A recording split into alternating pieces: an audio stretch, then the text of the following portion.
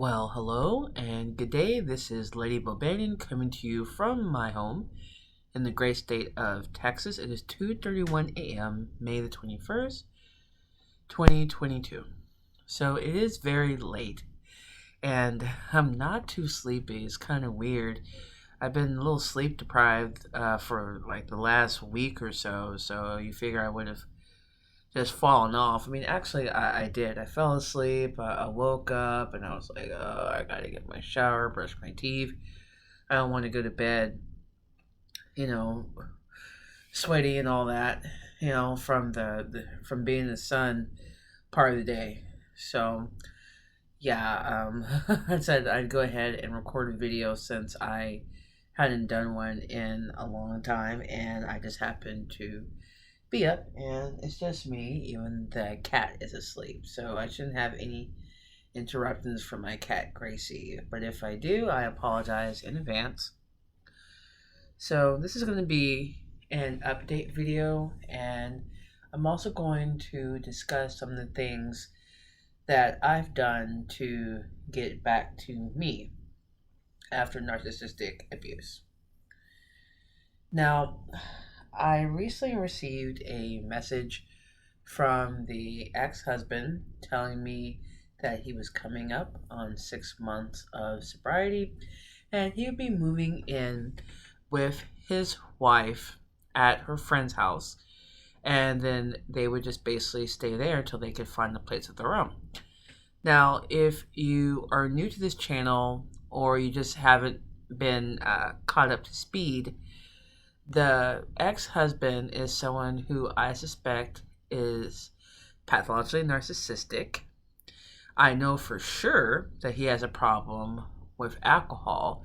It was a huge issue in my marriage to him. He would drink and he would become really emotional, really erratic, and really intense. If he said or did something that was really out of pocket and really disrespectful and uncalled for, I would of course get upset, and at the time I didn't know what I was dealing with, so I would engage in a discussion and then an argument with him, and then we go from 0 to 100, and then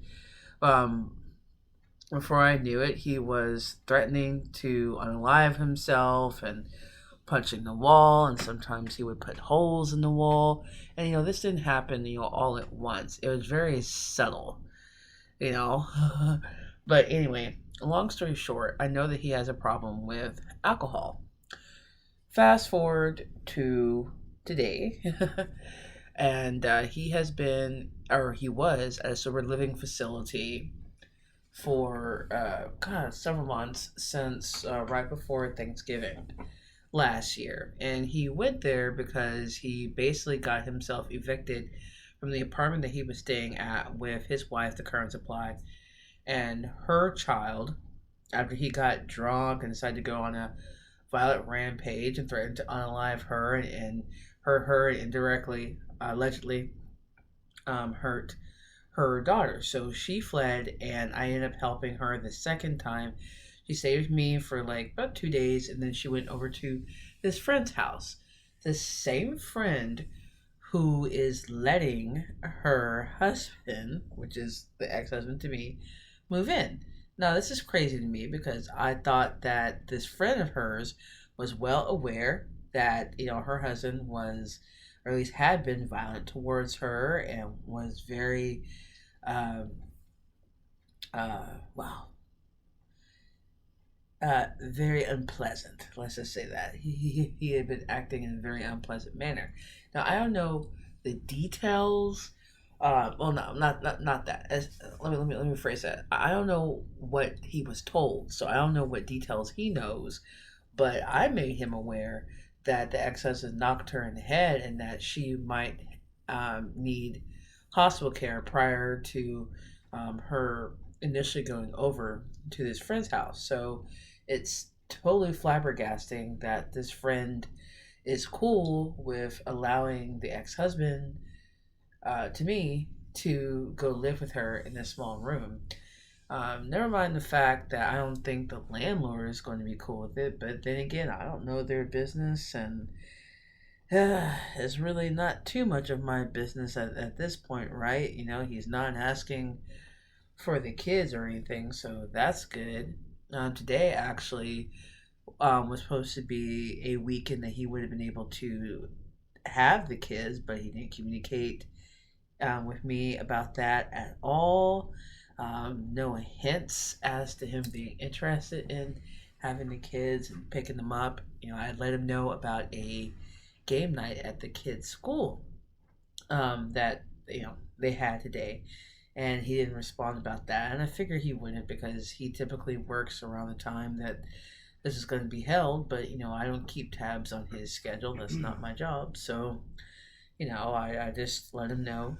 You know, and I also did that just to see if he would say, "Oh, hey, well, that's nice, but the wife and I have plans for blah blah blah." No, nothing. Nothing was ever received.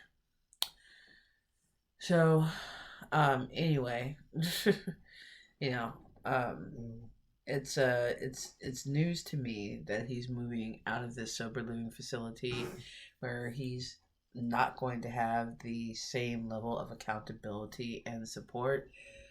I give it, uh, let's see. I'm trying to think of major events coming up. Our oldest daughter's birthday is a big event to me, but not to him. So I guess it would have to be the next big thing would happen to be one of the major holidays, the first major holidays, and that's going to end up being Halloween. And that happens to be his wife's favorite holiday. So I predict that by Halloween, for sure, if not within 2 months, there's going to be an issue within that household. Do I think he's going to go back to drinking?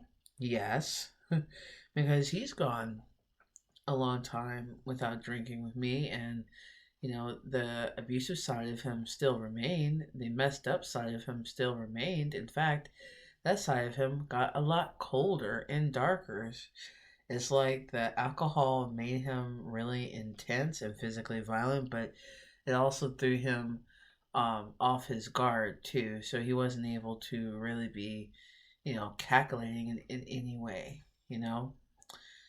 So, yeah, it definitely worries me because even if he's not drinking, I believe that the ex husband is not a safe person to be around. I don't believe that he is a good role model. I do not believe that his wife, the current supply, is going to do right by our kids or protect our kids.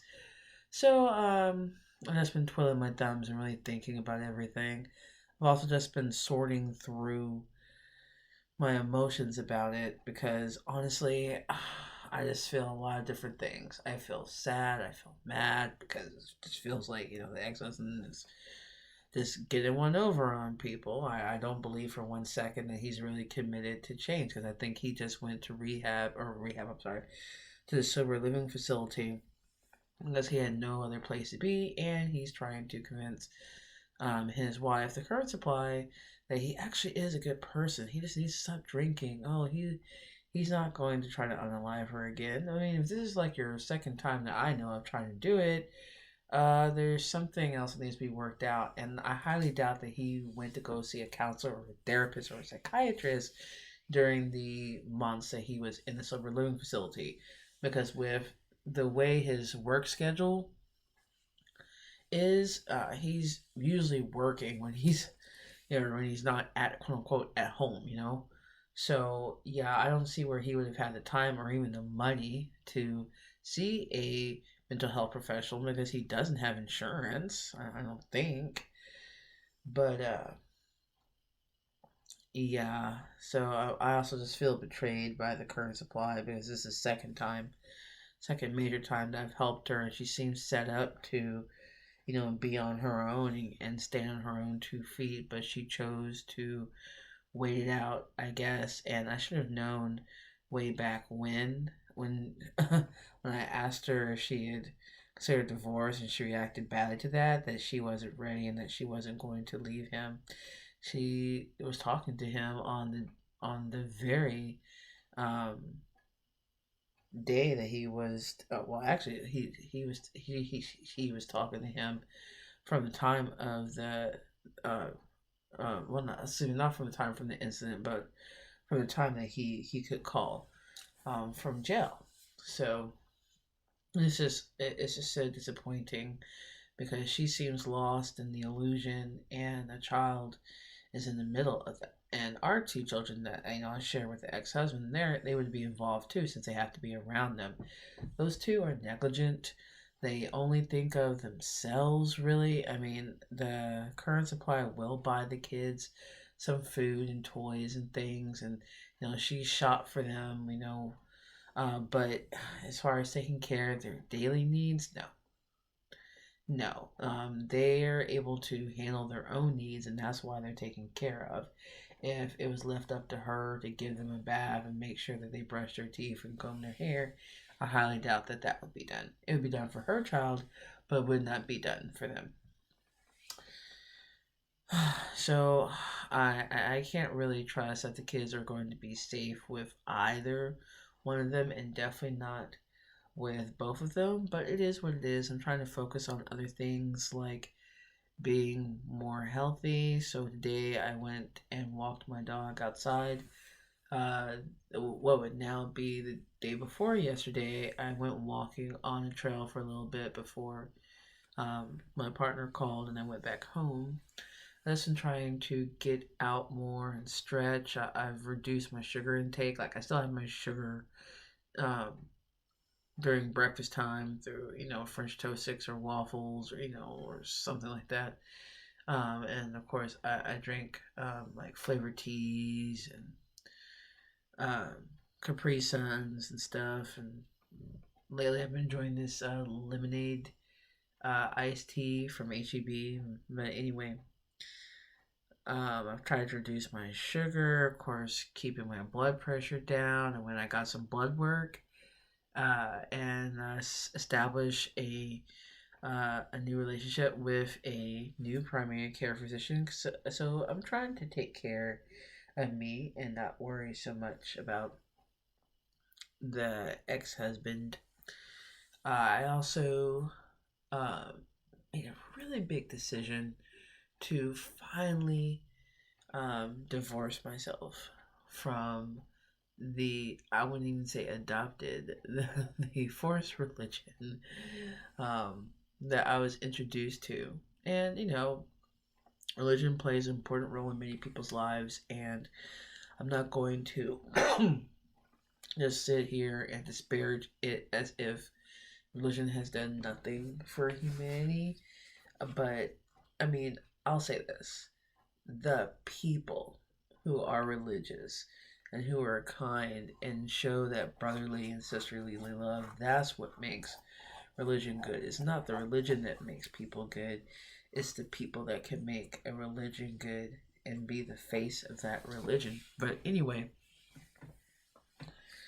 um, I recently watched a video with two gentlemen. One is named Billy Carson, and the other goes by 19 Keys. And he's featured on the YouTube channel Earn Your Leisure. Anyway, he had this really high level conversation with Billy Carson about so many different things about well, God, where to start?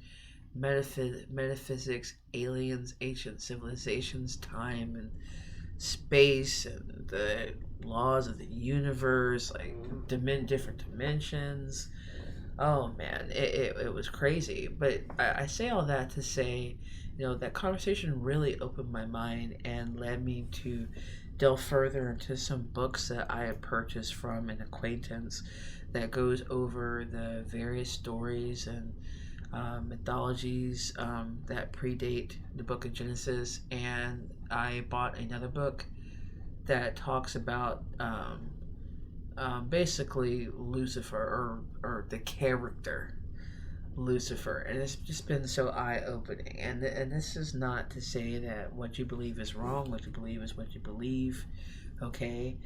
But I've come to the conclusion that the religion I was raised in is not right for me. It's just not the path I want to go down to um, um, obtain happiness and to be content and to have peace of mind. I'm not down with the Abrahamic God, okay? I'm just not.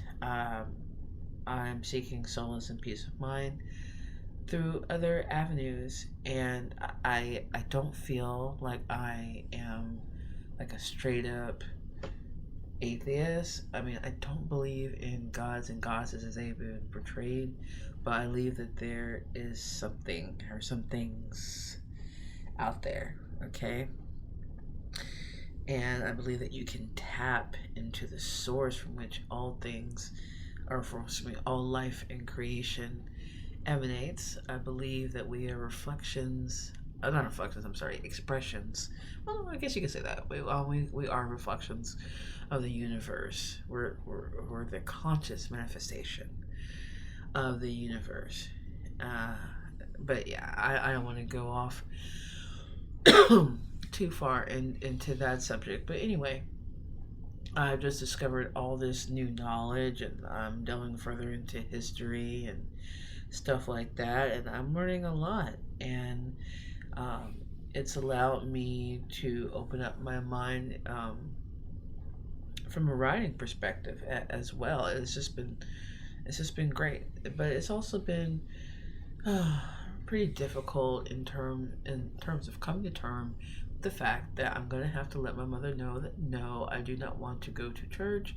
I have to do that emphatically, and I also have to let her know that I do not want my kids to go to church, because she had her time to raise me in the way that she saw fit, and now I'm choosing to take control of my life and do that in more than one way. And that will include raising my children the way that I want to. They should not be subject to a ideological position that tells them that they are sinners, that they're bad, that they need to repent, yada yada. That's not what I want to instill in them. I want to have them in a supportive environment and also allow them to make their own choice. Now, if they should decide that they want to go to church and be Christians or be Muslim or, be Wiccan, I mean, that's all fine and good. I will support them in that, but I want to give them information, not force information on them, if that makes sense. Um, it's hard to say no to my mother because I know it would disappoint her that, I'm not following the faith, so to speak. But I have to do what's best for me in all things, you know? And what I feel is best for my kids. I can't sit there and harp on, what it is to disappoint my parents. Well, I mean, you did the best you could. Just chalk it up to that. And I'm gonna try and remind her, as I remind myself of the things I have accomplished and the person that I am. I'm not some mischievous heathen out there, strung out and not taking care of my kids and like that. I think I'm a pretty decent person. I have flaws. There's areas of improvement. Recovering codependent. you know, but I strive to be a good person and move forward and evolve. Doesn't that count for something? But it's all about what's gonna work for me, and it's all about what's gonna work for you. Don't harp on what the narcissist did or didn't do. I know it's hard, it's easier said than done, but you really have to look past that. You really have to actually go inward and discover who you are and where you want to be and what you want to do for you. So, if you like this video, go ahead and hit the thumbs up, subscribe to keep up with me, and hit the bell to be notified of new videos. I'm so sorry I haven't done a video in a while. It's just that, life has just been crazy busy. I've had to run errands and deal with, my dogs and all this stuff. But I hope to be making videos more regularly. So with that said, this has been Liam O'Bannon, and I'll talk to you soon.